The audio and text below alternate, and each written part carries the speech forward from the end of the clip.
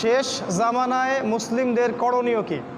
মত দেখলে আমরা বুঝতে পারবো যে আমরা শেষ জামানায় আছি এবং এই জামানায় একজন মুসলিম হিসেবে আপনার দায়িত্ব কর্তব্য কি, এটা আজকের খুতবার আলোচ্য বিষয়। আমরা সবাইকে অনুরোধ করব, খুতবার মাঝে আপোষে কথা বলবেন না, তাহলে আপনার জুমার নেকি নষ্ট হয়ে যাবে। ফোনগুলোকে সাইলেন্ট করে রাখবেন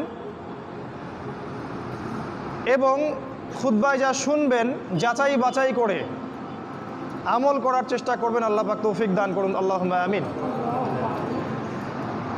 আল্লাহ রাব্বুল আলামিন পবিত্র কুরআনুল কারীমের সূরাতুল আম্বিয়া এর 1 নম্বর আয়াতে বলেছেন, ইকতারাবা লিন-নাসি হিসাবুহুম, মানুষের জন্যে তার হিসাব নিকাশের সময় খুব ঘনিয়ে এসেছে, কাছাকাছি চলে এসেছে। ওয়াহুম ফি গাফলাতিন মুরিদুন, অথচ মানুষ তার এই হিসাব নিকাশের ব্যাপারে গাফেল, পরকাল